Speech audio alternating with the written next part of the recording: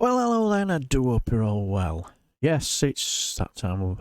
After the aftermath of PM non-answers, should we say, or PMQ's evasions, where somebody asks him an important question, our Bodge thinks of another question and answers that one. And this week it was about the situation in Ukraine and why the Conservative Party are not really going as far as they really should be. And why is the Conservative Party seem to be awash with Russian money? Very, very interesting. Well, anyway, I always enjoy the conversation after with James O'Brien and political editor Theo Usherwood, because you always get little nuggets that you might have missed yourself. And it was quite an interesting... There's two parts to this because the second bit is very, very interesting, as you'll get to understand why at the end of the conversation. So enjoy.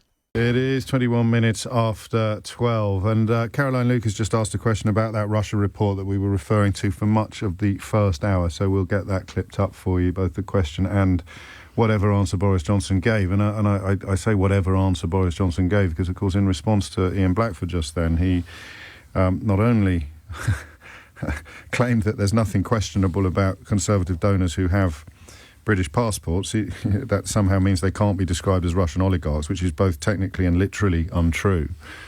Overlooks the fact the only reason why these people have British passports or have the right to vote in British elections is often because they have taken advantage of the so-called golden visa scheme, which was abolished last week, just before questions and conversations like this started to be conducted, and then trying to use Alex Salmond's, for my money, appalling presence on Russia Today to attack the leader in Westminster of the SNP. Alex Salmond is no longer a member of the SNP. They parted company precisely because he was so at odds with the direction of travel under Nicola Sturgeon. He has his own party. So for Boris Johnson to say what your very own Alex Salmond is both disingenuous and deceitful. Whether or not he was being disingenuous, deceitful or just stupid yesterday when he claimed that Roman Abramovich had already been sanctioned in this country, I don't know, but that will be corrected later officially on the House of Commons record. After Chris Bryant invited him to correct it, he elected instead to waddle out of the chamber. Theo Usherwood is here to... What were the highlights? There was quite a lot of news in that session of Prime Minister's questions. Firstly, you pointed out, James, there was that Boris Johnson saying there is now a review to be conducted by Ofcom of Russia Today's licence. Now, the Prime Minister obviously recognised, given where Keir Starmer went with this line of questioning yesterday in the House of Commons, that this question was probably going to come. Why isn't the Prime Minister reviewing Russia Today's licence? The Prime Minister able to answer now that there is a review underway. Stephen Swinford from The Times has actually got hold of the letter and tweeted it, and it's been sent by Nadine Dorries, the Culture Secretary. He tweeted it literally as Keir Starmer got to his feet in the House of Commons, and if that's a coincidence, I'm a banana. So Keir Starmer bending over backwards to defend what he called the unity of the House of Commons, Boris Johnson and Nadine Dorries using the political editor of The Times to try and pull the rug from beneath the leader of the opposition's feet. So Nadine Dorries has written to Dame Melanie Dawes, the CEO of Ofcom. The key line is Russia Today is demonstrably part of Russia's global disinformation campaign, as its own editor-in-chief has made clear in the past, who has called the network an information weapon of the Russian state. It's always been that. I mean, none of this is new. You say that's the key line. If you were a journalist that the person who wrote... trying to pick out the... If you were a journalist that the person who wrote the letter had actually publicly admitted she's tried to get fired, that probably wouldn't be the key line. Read me the first two sentences. A free media... Carry on. A free media is one of the cornerstones of our democracy. Oh, yeah. The government recognises the vital role the media plays in holding people to account and shining a light on the issues which matter most. Oh. In support of that, we rightly have a robust system Which of government communication. is this, I wonder? So that is underway. It'd be interesting to see what happens. You'd have thought, given how they're going to report events in Ukraine, that Russia Today's position would become untenable, but we shall have to wait and see. I mean, under Ofcom rules, I think Fox News' position would probably become untenable, wouldn't it, given that they seem to be an adjunct of Russia Today, and the bloke who owns Fox News owns the newspaper to which this letter was just leaked. So it is a tangled web we weave. Theo Usherwood, onwards. The other attack line from Keir Starmer was on the economic crime bill. In reply, Boris Johnson said, well, we're going to bring forward the economic crime bill in the next session of Parliament, which of course will start in May after the Queen's speech. What Keir Starmer said in reply was actually, you can have our support with this. If you want to bring it forward now, given the situation we face, bring it forward now. Labour will support it.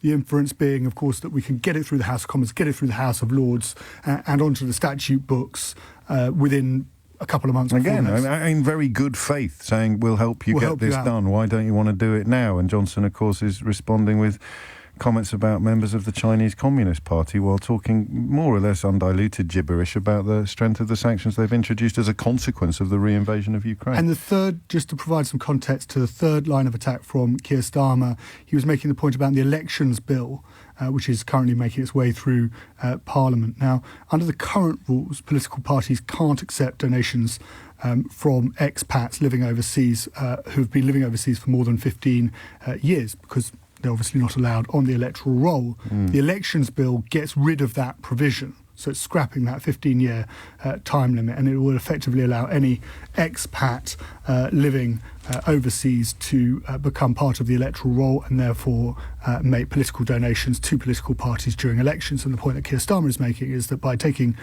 out this current rule, it will be easier for people who do not live in this country but who are expats to make donations to political parties and influence the integrity of our electoral system, of our democracy, effectively. And so, again, they could do that sooner, could they? Well, they could just keep the rules in place. That's the point Keir Starmer's making. We've got this 15-year time limit, so that if somebody's up to 15 years, of course, they can make a donation perfectly legitimately, but after 15 years, they can't.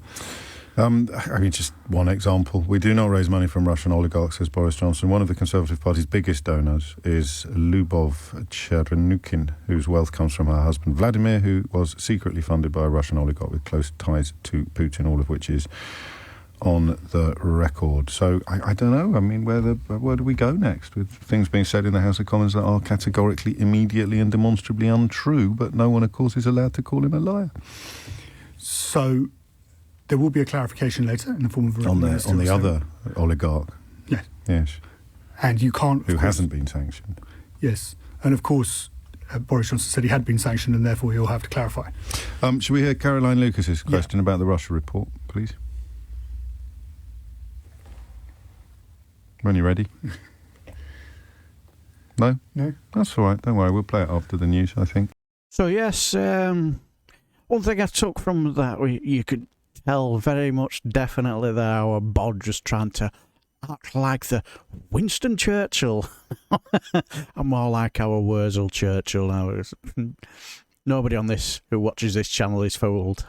But anyway, the reason why there's going to be a part 2 is because after the 6 questions from Keir Starmer and 2 from Ian Blackford, and as you know, it's everybody else gets to answer questions.